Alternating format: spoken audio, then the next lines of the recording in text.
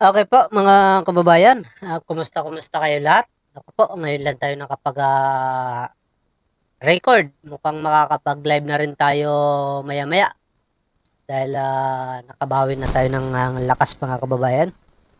Ito po mga kababayan, pag-usapan natin itong pahayag ni BP Sara ngayong araw lang ito. Na interview po ito mga kababayan si Vice President Sara sa parang ano yata to, running yata to. Alright, ang sinasabi niya po dito, mga babayan, natanong kasi si Vice President Sara kung naniniwala ba siya na nagda-drugs daw ang first family dyan sa Malacanang.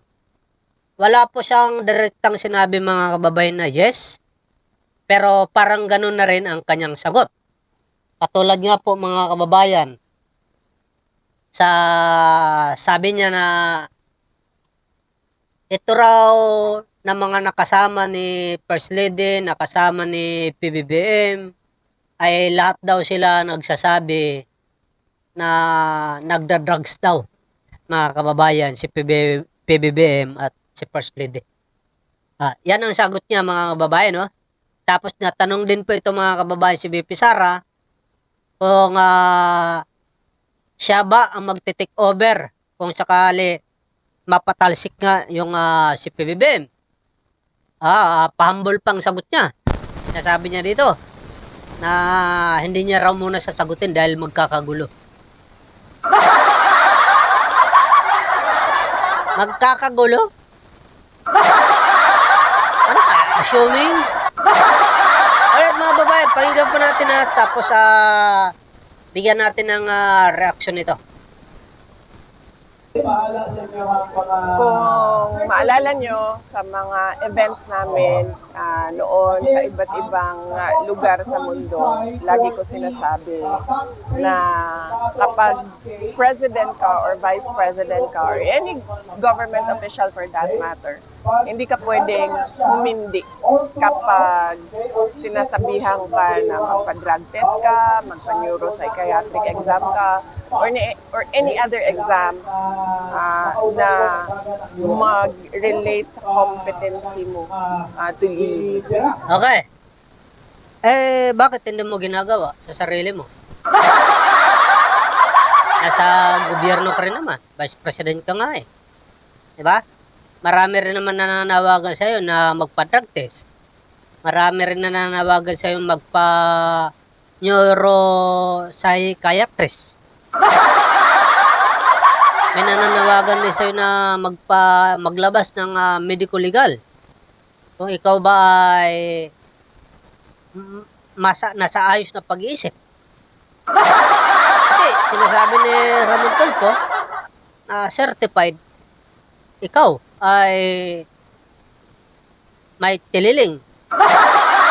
Ano ba? Gawin mo rin yun. Para patas na patas ang lahat, pantay-pantay.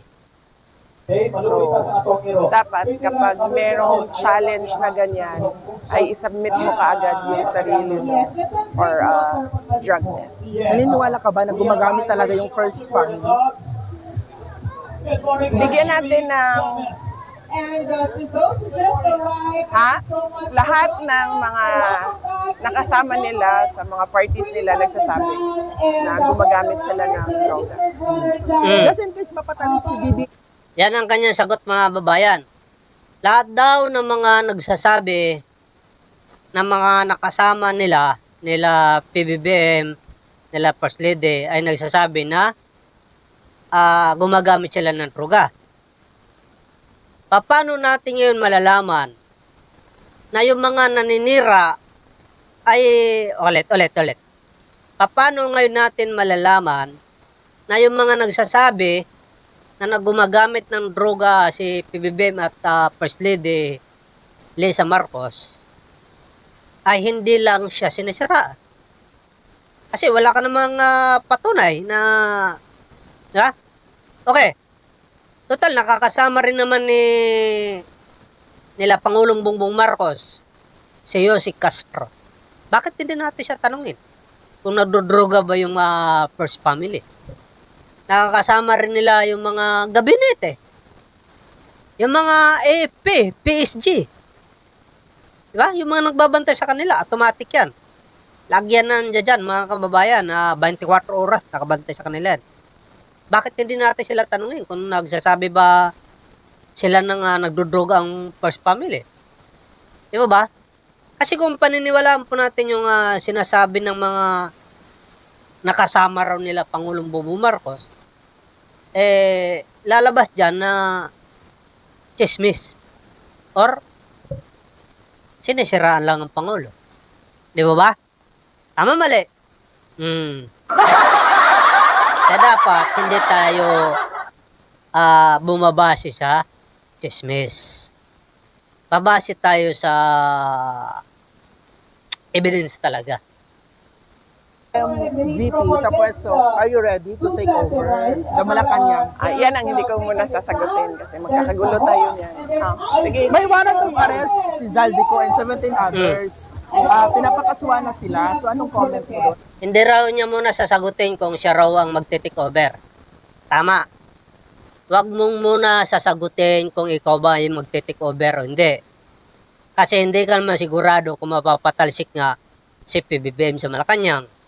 Pangalawa, hindi ka gusto ng mga negosyante at saka ng taong bayan.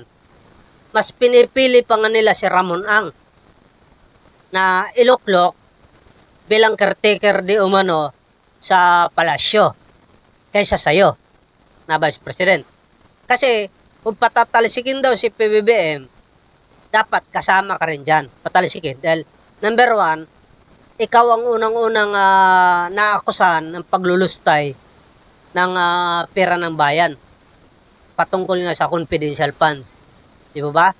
Kaya kung mapatalsik mo ng Pangulo, dapat talsik ka rin. Ngayon, kung may papalit man, ay dapat nagmumula sa Congress or sa Senate.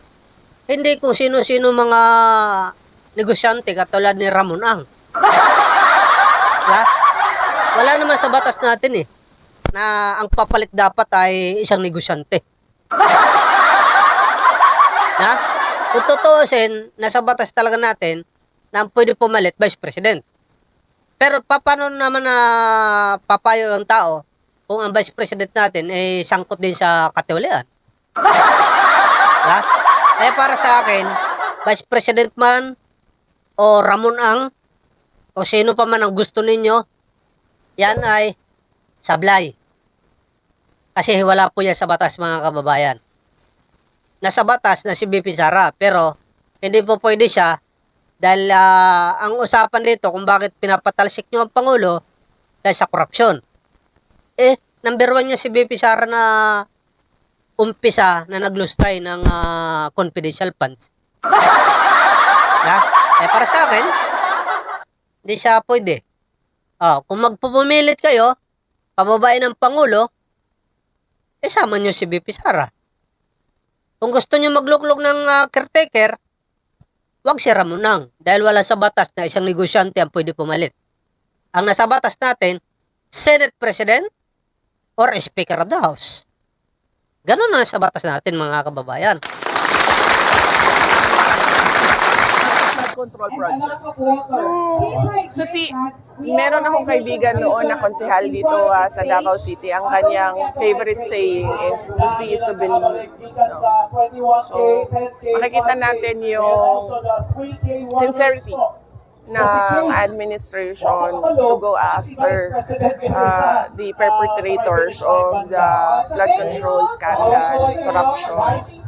Kung makikita natin na maipresenta nga nila ng tama at maayos yung ebidensya at merong managot doon sa nangyari. And also VPC, former House Speaker Martin Romualdez, pinapakasuhan din ng bribery, graft, and Plunder VP ng ICI and DPWH, si Romualdez po.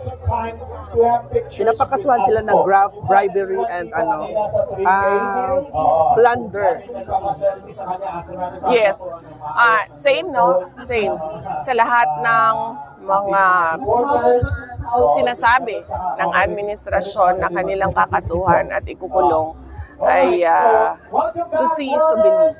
So, makikita natin ang sinseridad nila kung totoo nga merong managot dyan. Dadalo ka ba sa OVP budget? Yes, oo. Meron kaming Senate hearing sa Office of the Vice President Budget sa November 27, Thursday. Yes, dadalo ako. Kailan yung VP? Thursday, November 27. Kumusta si FPRD? Last communication niyo po. Hindi ko na maalala yung last namin natawag. Pero tinawagan siya ng lawyer kagabi. Lalo na nung lumabas yung balita na nakita siya unconscious sa kanyang kwarto. At sabi ng lawyer, okay naman siya. Unconscious. Tapos okay naman. Ang gulo, di ba? Unconscious. Tapos okay naman. Ang gulo, di ba? Alright, mga babayan, yan po ang payag ni Vice President Sara. Ngayon lang po yan. Sa Davao po. Kaya nasabi niya nga po dyan na ayon daw, naniniwala pala si BP Sara sa chismis. Tandaan natin, mga babayan, hindi ko nakakalimutan yung sinasabi ni Vice President Sara. Lalong-lalo wag natin kalilimutan. Kasi nahuhuli po ang mga politikong ito sa kanilang kasinungalingan dahil sa kanilang pinagsasabi rin. Balikan natin ang sinabi ni BP Sara patungkol sa sinasabi niya na kapag walang basihan, ang tawag dyan, chismis. So, si BP Sara naniniwala sa chismis. E di chismosa ka rin pala. Kasi tinanong ka kung nagda-drug addict ba si Lisa Marcos at saka si PBBM, sabi mo, ayon sa kanilang mga kasamaan. So, wala kang katibayan. Ayon sa kanilang kasamaan. E di chismosa ka. Ha? Chismosa ka pala. So, hindi ka dapat pinapaniwalaan dahil sa iyo mismo nang galing yan na kapag walang katibayan, ang tawag dyan, chismis. Pag sinabi natin chismis, class dismiss. Alright? Ayan po mga babayan, sa mga hindi pa po nakakapag-subscribe sa ating channel, libre lang po yan mga babayan. Subscribe na po kayo. At i-click ang notification bell para palagi kayong updated sa ating mga video, upload na video at live sa ating YouTube channel. Alright? Paki-like and share na rin po ng ating video ngayon. Salamat po. Mabuhay, bagong Pilipinas.